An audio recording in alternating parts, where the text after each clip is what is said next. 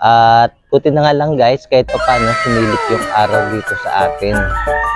Ayan, at medyo maulap pa rin naman kasi tinignan ko yung weather kahapon nang sabi sa cellphone ko ay alas 12 ay maulan dito hanggang alas 3. Ayan, kaya pagkatapos ng ulan guys, kung mapapansin nyo halos, ayan, napakadumi ng ating sasakyan, puro siya lupa. Ayan yung ating sasakyan, halos yung gulong niya guys, ayan, napakarumi. At kung mapapansin nyo, halos lulubog nga yung gulong natin dahil sa lambot na rin ng lupa. Ayan guys, napakadumi. At kasi kailangan na naman natin siya, kaya lilinisan na naman natin siya dahil magsisimula na naman tayong mag-rolling. Ayan. Wala kasing sariling parkingan at bubong itong ating sasakyan, kaya naman dire-diretso lahat yung dumi dito sa ating sasakyan guys. Ayan.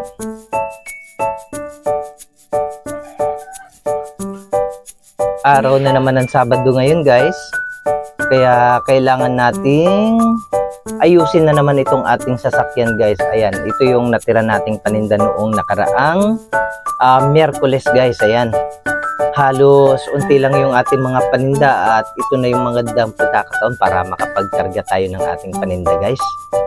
At samahan nyo muna ako para maikarga natin yung ating mga paninda. At ito guys yung pangit pagka may karton yung ating sasakyan guys. Ayan, binabahayan tayo ng langgam. Ngay, daming langgam na namamahay, pero bukas ito guys ay lilinisan natin. Hindi pwedeng, at ito nga guys, bukas lilinisan natin to. Hindi pwedeng mamahay sila rito. Kailangan natin matanggal yung mga langgam. Ayan, at yung tubig nga dito guys nag-i-stack. Ayan, dito masisirang ating sasakyan, kaya mamaya tatanggalin natin yan. Ayan, ang dumi ng ating sasakyan ngayon, kailangan nating linisan para naman maganda na maayos natin siya magamit mamaya guys. At ang diskarte ko nga dito guys sa pagre-repack natin ng paminta, hindi naman tayo masyado talaga nagpo-focus sa pagre-repack nito. Ang ginagawa ko lang ay dinadahan-dahan ko basta may oras tayo, ganyan. At yun nga, dinadahan-dahan lang natin siya kasi masyado kasi ding matrabaho itong paminta na to, kaya dapat meron lang tayong mga naka-repack. Tapos saka natin siya ini-stapler pag available na rin tayo. Ayan, kaya nakakarami rin tayo. At ayan guys, hindi tayo nauubusan ng ating mga paninda na mga ganito, pero yung ating mga asukal at mantika ay talagang sinasadya nating repakin yung guys, o pinaglalaanan talaga natin ng oras. Pero ito guys ay mga parang sinasideline natin siya, o sideline lang na lang natin sa pagre-repack ito. Kaya tingnan mo guys, napakarami nating nare-repack.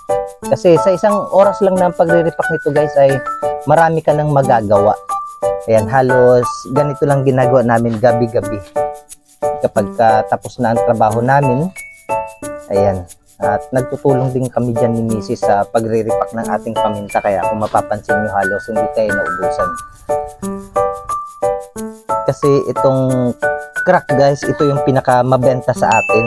Ayan, sumunod na yung buo at saka last na yung pino.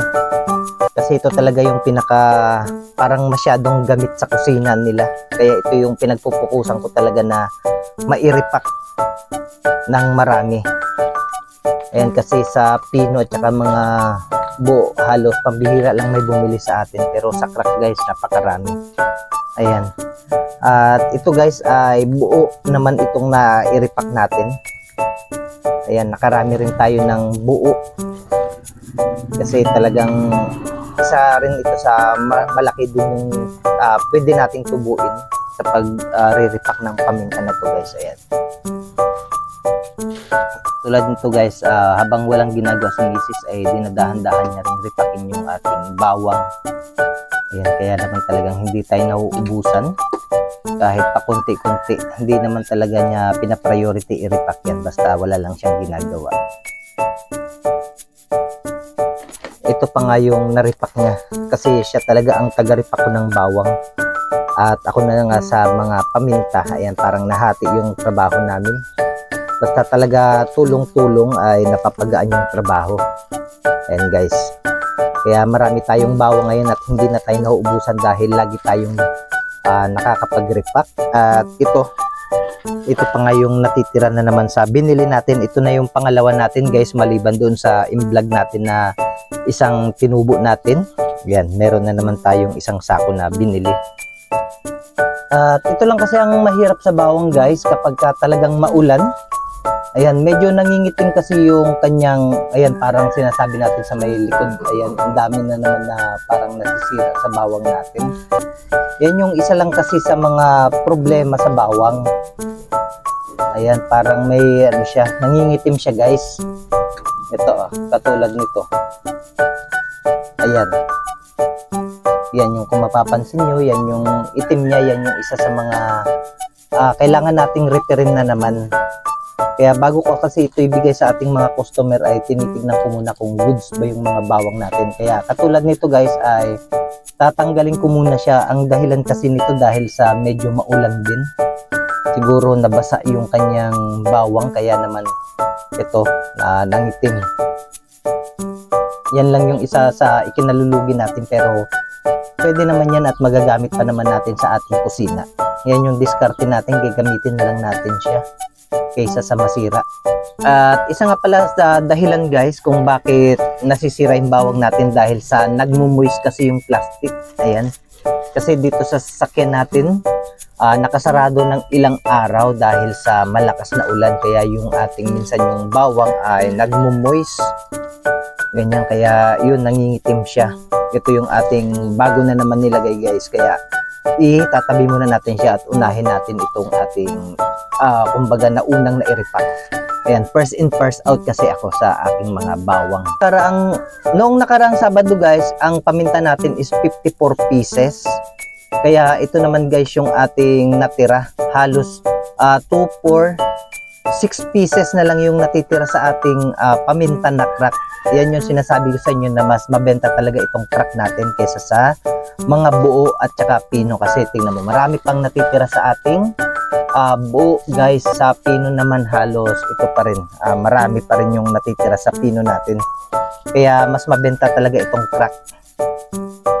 At ito nga guys, naka 49 pieces na naman tayo sa ating paminta. Ayan, marami na naman mabibili yung ating mga customer. Sa simpleng pagre-repack lang natin guys, ayan, makakarami rin tayo. At halos lalaki din yung tubo natin guys. Ayan.